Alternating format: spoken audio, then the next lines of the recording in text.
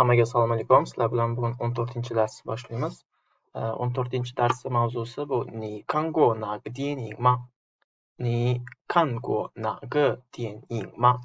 Ma'nosi sen u filmni ko'rganmisan bo'ladi tarjimasi. Bugungi birinchi yangi so'zimiz bu yo'isi. Yo'isi.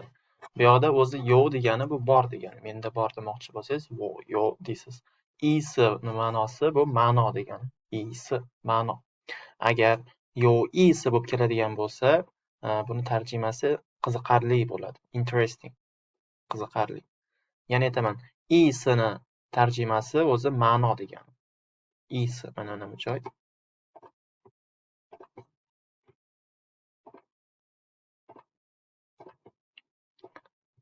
Isini o'zi tarjimasi ma'no degani. Yo'ni tarjimasi bu bor, buni bilamiz.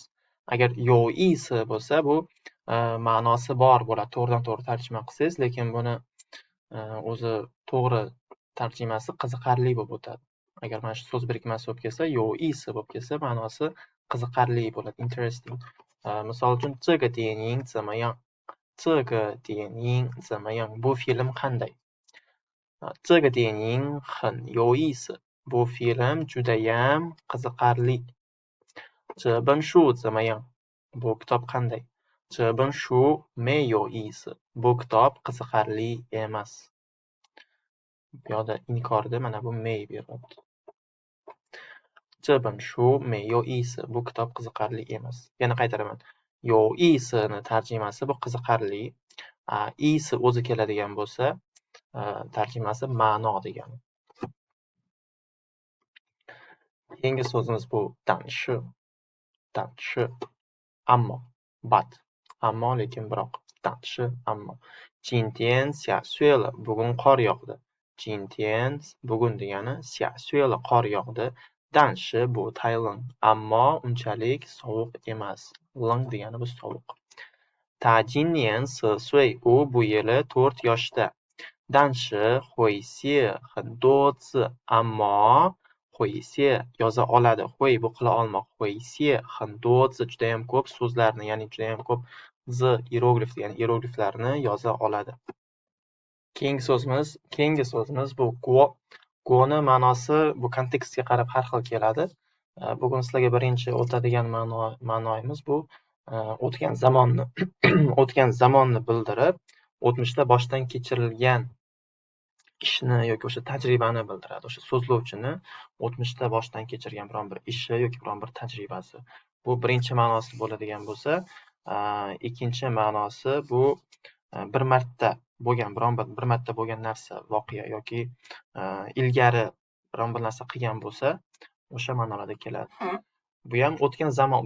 Birinchi ma'nosi o'tgan zamon deb olasiz. O'sha bo'lib o'tgan ishi haqida gapirganda ishlatiladi.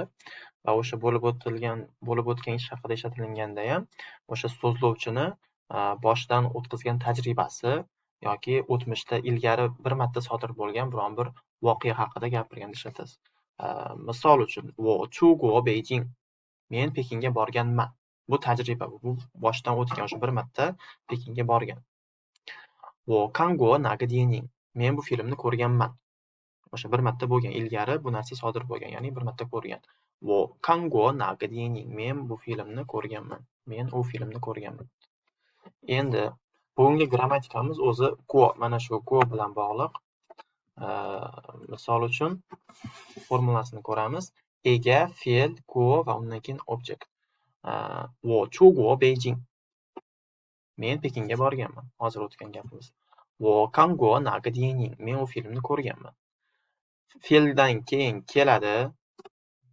Birinchi formulasi fe'ldan keyin keladi. Fe'lga qo'shilib, o'sha ish harakatni, o'sha so'zlovchi ilgari sodir qilganligi, bir marta bo'lganligi yoki bir marta sodir qilib o'sha tajribasi borligi o'sha haqida, o'sha narsa haqida, boshdan kechirgan tajribasi haqida gapirganda ishlatiladi. O'sha fe'ldan keyin keladi.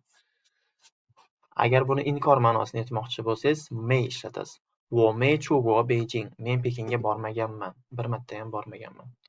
我没有看过哪个电影. Men u filmni ko'rmaganman. Bir marta ham ko'rmaganman. Chunki boya aytib o'tdim, guoni ma'nosi o'sha o'tgan zamonda ishlatilsa, o'sha o'tgan zamon haqida gapirganda ishlatamiz. O'sha so'zlovchini boshdan o'tkazgan tajribasi yoki nima desa bo'ladi yana? Boshdan o'tkazgan tajribasi bu birinchisi bo'ladigan bo'lsa, ikkinchisi o'sha o'tmishda qilingan ish, o'sha bir marta qilingan ish haqida gapiriladi. Bu yoqda inkor bergani uchun bir marta ham bormaganman bo'ladi ma'nosi. 我没看过那个电影，我没出过北京.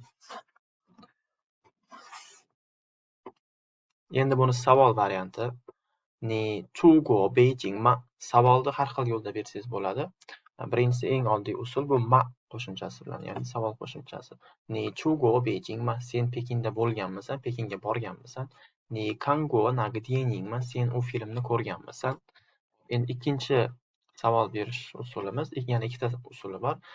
Birinchisi bu me'yo. Gap oxiriga me'yo qo'yib qo'yish. Buni biz oldin ham o'tganmiz. Qilganmisan, yo'qmi degan ma'nodagi savol bu.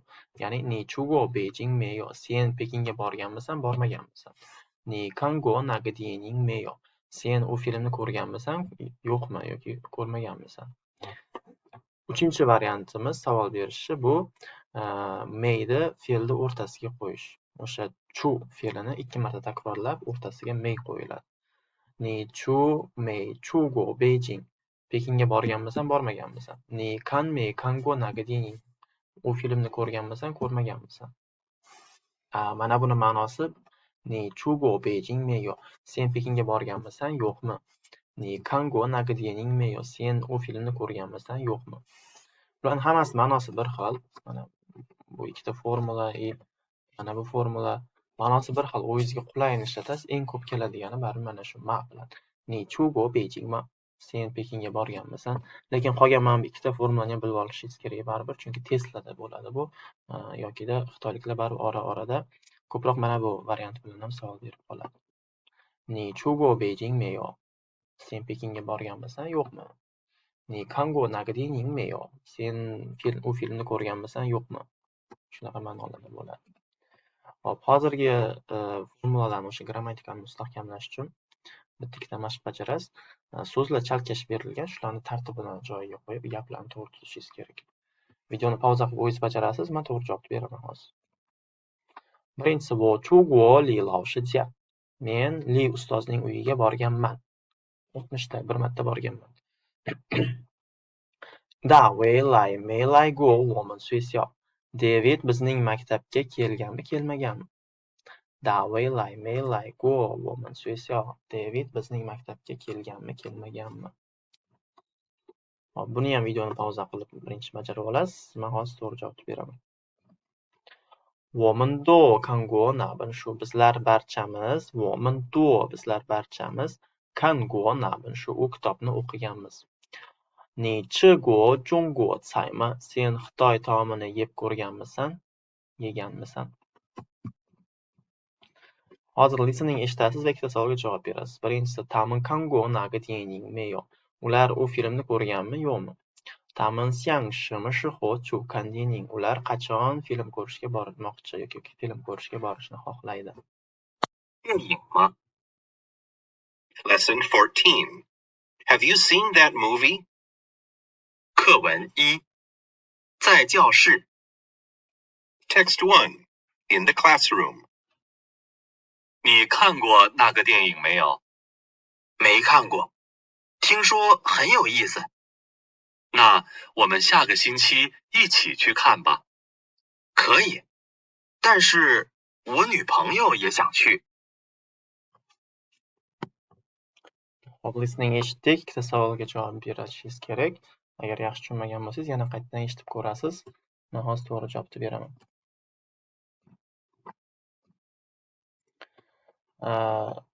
他们看过那个电影没有? 没看过, ko'rmagan. 他们想什么时候去看电影? 下个星期, keyingi hafta. Ya'ni 下个星期一起出发dedi. Keyingi hafta birga boramizmi deb aytdi. Hop, hozirgina tekst varianti. 你看过那个电影没有? 没看过，听说很有意思。那我们下个星期一起去看吧。可以，但是我女朋友也想去。Sen u filmni ko'rganmisan, yo'qmi? Ko'rmaganman. Eshitishimcha judayam qiziqarli. Unda bizlar keyingi hafta birgalikda ko'rishga boraylik, film ko'rishga boraylik. Mayli, 可以 bo'ladi. Xo'p. 但是我女朋友也想去. Ammo mening qizim ham, o'sha munosabatdagi qizim ham borishni xohlaydi.